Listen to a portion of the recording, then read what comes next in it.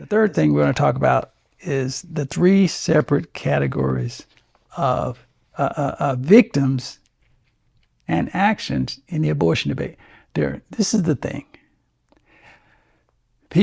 Pro-choice people, and they have various different thoughts, and the pro-life people, among them, they have various different thoughts.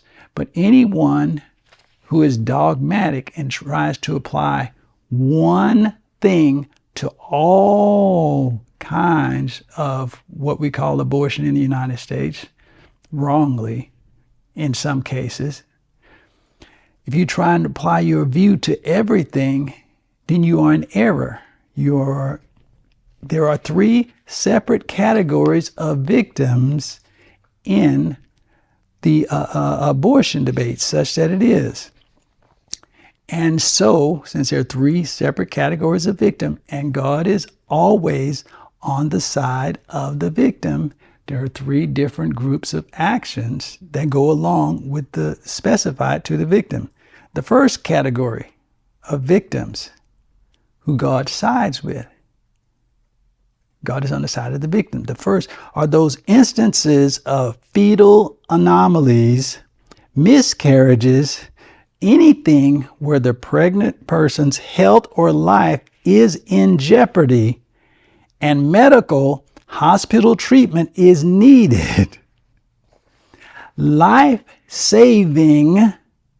intervention by medical hospital people is necessary in order to save the woman or girl's life. Now, in America, this is simply classified as an abortion. It's not. That's not what it is. That's insane. But that's what it's called. Now, this is the one category. Now, in this case, with regard to the fetal anomaly, no matter how early or how late in the pregnancy it is, it doesn't matter. It's life-saving for the victim, who is the woman or girl. Now, in this case, the woman or girl is the victim whose life is threatened and in jeopardy. Now, God is on the side of the girl, woman and girl. Now, God is on the side of the one being harmed. Satan, understand, Satan and his children oppose that necessary life-saving help. Satan and his children are directly opposite God. This how you identify the children of Satan and his servants. They are directly opposite of God. God says, save lives. Satan's, make sure they die. That is happening in the United States right now. Now, at heart, scripturally, such people are murderers. And they will answer to God for this. Now, and there are a specific group, there are a large number of them that are even worse. They would ensure that doctors and nurses, they take actions to punish doctors and nurses, to imprison doctors and nurses, those who would take actions to save the lives, perform that life-saving intervention, medical intervention that is necessary to save the lives of women and girls. These are actually actively the children of Satan. They ain't even pretending that they're not. That's the first category. Those women, miscarriages, fetal anomalies, those things which require medical hospital intervention. That's the first category. They're the victim. The second category of victims And these are obviously different categories. Those victims of sexual assault and incest. These who have had actions that God specifically commands people not do, that has been done to them against their will. Against their will, this has been done to them. Now, obviously the woman, girl, is the victim here. God is on their side. Love, care, compassion should be directed to them. They're the one being harmed. Now, action taken to minimize further victimization against this victim is justifiable to prevent further harm. Action taken to minimize further harm to them is justifiable to prevent that further harm. Now, again, God and his children have to be on the side of the victim. And of course, the devil and his children are opposed to them. And herein lies the thing. Throughout the history of the human race, from the beginning of time, many women and girls have died trying to prevent having to give birth to someone who has assaulted them, trying to prevent their pregnancy. Yeah, they have done their own style of abortion, and many have died. That has happened all over the planet from the beginning of time. That is not a secret to anyone. Only recently has there been a way through medical science to prevent them having to harm themselves and risk their lives.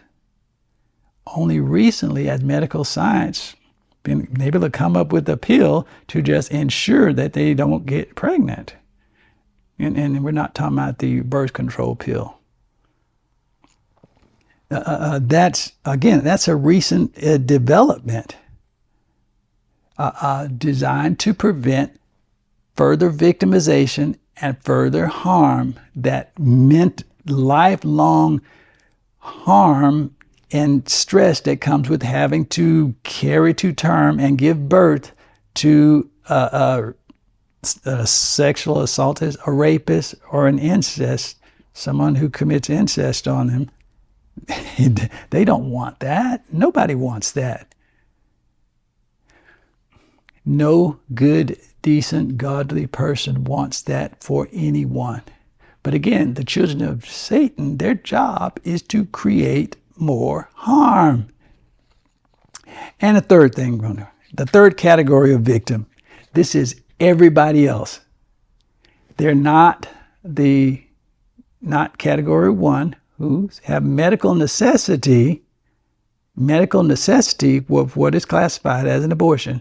That's category one. Category two is the sexual assault and incest victims. That's category two.